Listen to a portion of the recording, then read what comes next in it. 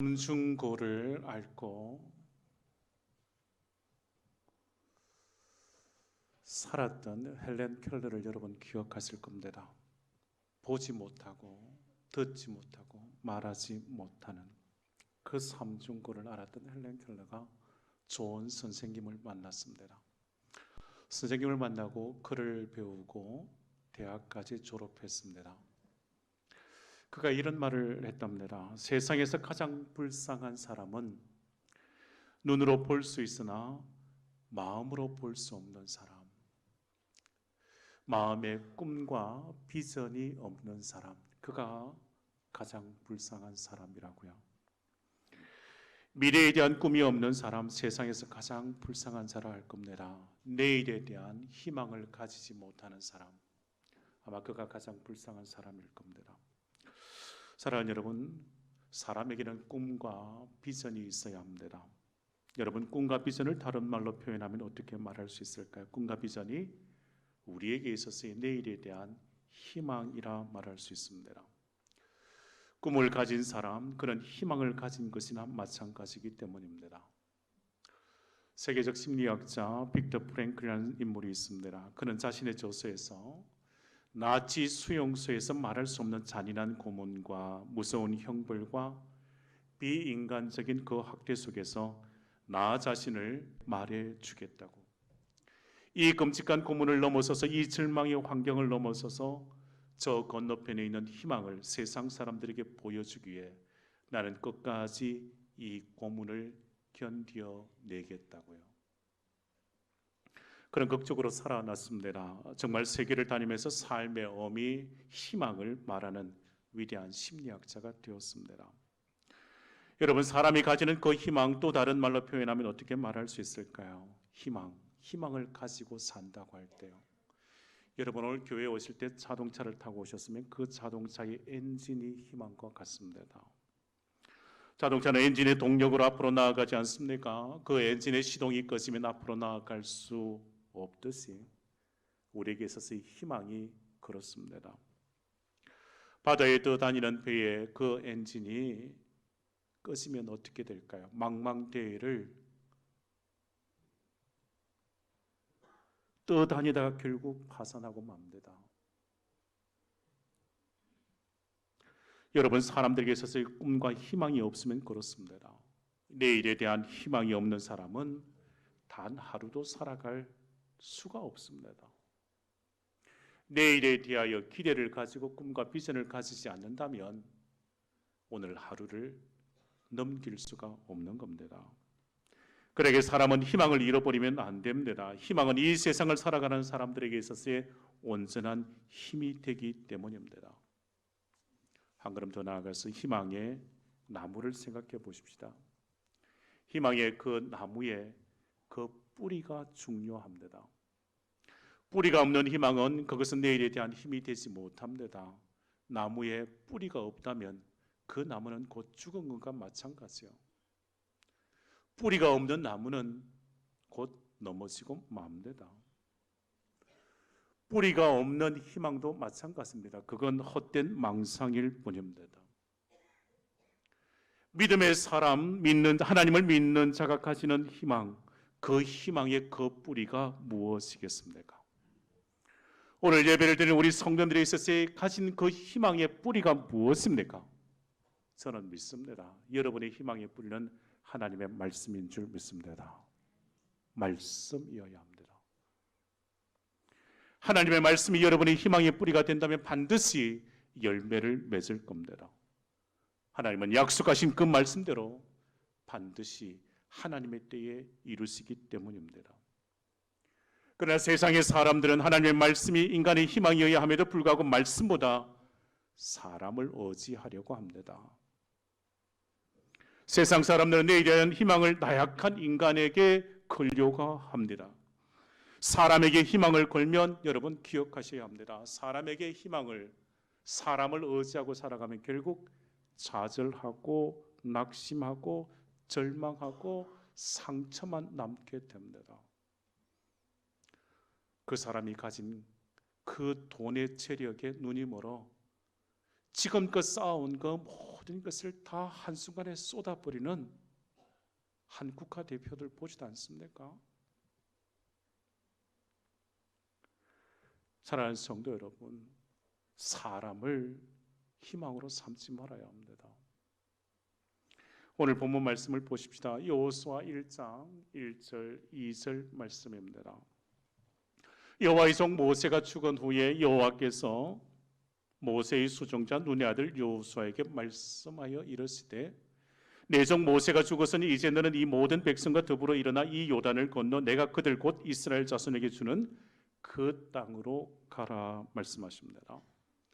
오늘 말씀에 여호와의 종 모세가 죽었습니다. 그리고 여호수아에게 하나님께서 말씀하시는 거예요. 너는 이 모든 백성과 더불어 일어나 요단을 건너 약속의 땅으로 가라고요. 여러분, 지난날 여호수아 이스라엘 백성들 누구를 믿고 따랐을까요? 40년의 그 광야길 누구를 따라 나섰을까요? 모세였습니다. 여러분, 모세가 누구입니까? 하나님의 위대한 종이지 않습니까? 하나님은 모세를 통해서 애굽에서 이스라엘 백성들을 이끌어내셨고 모세와 함께 이스라엘 백성들을 광야의 그 길을 걸었습니다. 그 길에 가장 앞서 모세가 앞서 행하였지 않습니까? 이제 가나안 땅이 눈앞에 놓여 있습니다. 그런데 하나님께서 이 모세를 느보산 그 비스가 꼭대기로 올리시는 거예요. 그곳에서 하나님께서 더 이상 모세를 이스라엘 백성들 곁으로 보내지 않는 거예요.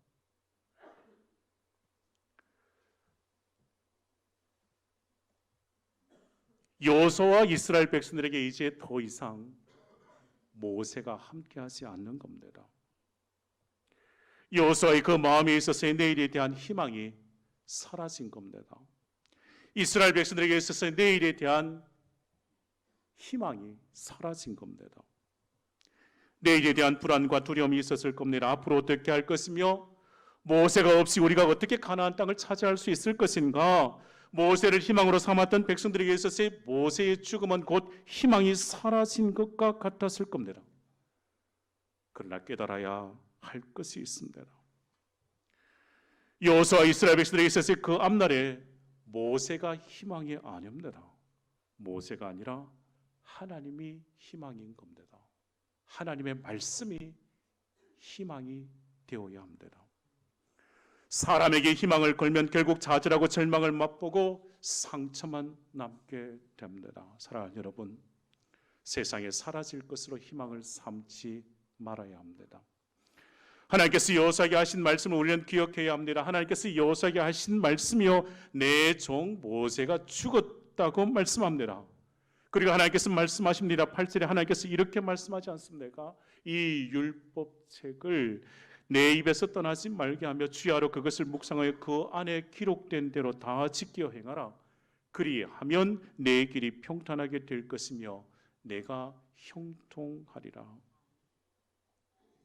세상을 살아가는 사람들은 이스라엘 백성들이 어지했던 모세와 같은 그 어지의 대상을 삼고 그 대상을 붙잡고 살아가려고 하는 거예요. 사람들에게 있어서의 모세와 같은 존재가 항상 있습니다. 어린 자녀에게 있어서의 모세와 같은 존재가 부모님이지 않습니까? 세상 사람들은 돈, 세상 권력을 모세처럼 의지하고 붙들고 살아가려고 합니다. 그러나 오늘 본문 여호수아 1장 1절 2절 말씀에 분명하게 말씀하심이 이것입니다. 모세가 죽었다는 거예요. 세상의 것으로 희망을 삼았던 것, 결국 그것 쉽게 사라지고 말 것임을, 그것에 있어서의 그 마지막이 있음을 하나님은 말씀해 주십니다. 40년의 광야길에 여호수아와 이스라엘 백성들 앞서 행했던 그 모세가 죽었다고요. 모세의 죽음을 맞이한 여호수아 이스라엘 백성들에게 하나님께서 말씀하십니다. 2절 말씀이에요. 내 종 모세가 죽었으니 이제 너는 이 모든 백성과 더불어 일어나 이 요단을 건너 내가 그들 곧 이스라엘 자손에게 주는 그 땅으로 가라. 희망이 사라지고 우리에게 희망이 없다고 한숨을 쉬게 될 때 하나님께서 말씀하십니다. 우리가 희망으로 부여잡았던 것, 그것이 사라질 때 하나님께서 말씀하시는가요? 하나님의 말씀이 우리에게 희망인 것을 깨닫게 해주시는 거예요. 하나님의 말씀이 왜 우리에게 희망이 되는 것이겠습니까? 하나님의 말씀은 우리가 나아갈 길을 가르쳐주는 나침반과 같기 때문이에요. 우리가 어디로 가야 할지 모를 때 하나님의 말씀을 펼쳐 읽으면 하나님께서 분명 말씀하십니다. 가야 할 곳을 말씀하십니다. 인생길에 있어서 중요한 것이 무엇일까요? 속도일까요? 여러분 기억하셔야 합니다. 방향입니다. 방향. 사람들이 살아가며 있었기에 내가 달려가는 인생이 아니라 어디로 가는 인생인가? 그것이 중요합니다. 광야길에 있었을 속도가 아니라 어느 방향으로 가느냐에 따라서 내가 살 수 있는가? 그것 결정되는 겁니다. 잘못된 방향으로 나아가면 그 목적지와 점점 멀어지지 않습니까? 다시금 올바른 방향으로 돌려 나아가려면 죽을 고생하는 거예요. 죽을 고생. 여러분 요나를 기억하지 않습니까? 요나를 하나님께서 말씀하신 곳이 니느웨로 가라고 하는데 요나는 다시스로 가는 배를 타지요. 하나님께서 말씀하신 그 방향으로 가지 않을 때 요나는 죽을 고생하는 거예요. 죽을 고생. 죽을 고생하고 그 방향을 니느웨로 돌리는 거예요. 여러분 기억해야 합니다. 우리의 인생에 있어서의 속도가 아니라 방향인 것을요. 하나님의 말씀을 부여잡고 하나님께서 말씀하시는 그곳을 향하여 나아갈 수 있어야 합니다. 그래야 하나님의 말씀에 주목하고 하나님의 말씀을 희망으로 삼고 붙잡고 살아가는 인생이 형통한 길을 걷는 하나님의 자녀가 되는 거예요. 그 길이 형통합니다. 다시 오늘 본문 말씀 보십시다. 오늘 본문 말씀 여호수아서의 첫 번째 말씀이 1장 1절 말씀이요. 여호와의 종 모세가 죽은 후에 여호와께서 모세의 수종자 눈의 아들 여호수아에게 말씀하여 이르시되 1장 1절 말씀에 분명 하나님께서 말씀하십니다. 여호와의 종 모세가 죽은 후에 그리고 또 2절에 이렇게 말씀합니다. 내 종 모세가 죽었으니. 여러분 하나님께서 왜 모세가 죽었다고 말씀하실까요? 여호수아 이스라엘 백성들에 있어서 모세의 죽음을 그들이 모르지는 않았을 겁니다. 그런데 하나님께서 왜 이렇게 말씀하실까요? 하나님은 내 종 모세가 죽었다고 분명 말씀하십니다. 여호수아 이스라엘 백성들에게 하나님께서 이렇게 말씀하시는 이유가 이것입니다. 모세가 죽었다고요. 모세가 죽은 것 인정하라고요. 그리고 뭐 하라고요? 새롭게 시작하라고요. 여러분 인생의 새 출발을 하려면 현실을 먼저 인정해야 합니다. 여호수아 이스라엘 백성들에게 있어서 모세가 죽은 것을 인정해야 합니다. 그리고 이제 새롭게 약속의 땅으로 나아가는 것을 시작해야 합니다. 세상 사람들 중에는 가글을 붙들고 사는 사람들이 있습니다. 지난날 모세와 함께했던 지난 추억에 붙들려 있으면 앞으로 나아가지 못합니다. 지난 과거를 회상하며 슬퍼하고 낙심하지 않습니까? 그리하면 결국 그것이 발목을 부여잡고 한 걸음도 내딛지 못하는 거예요. 그것 하나님께서 기뻐하지 않습니다. 그것 하나님께서 원하시는 삶의 방식이 아닙니다. 우리가 알아야 할 것이 무엇입니까? 모세가 위대한 것 아니라 모세를 쓰신 하나님이 더 위대하다는 거예요. 진정 믿음의 사람은 하나님의 말씀을 부여잡고 사는 자이고 하나님께서 말씀하시면 그 말씀의 방향대로 살아가는 삶의 자리요.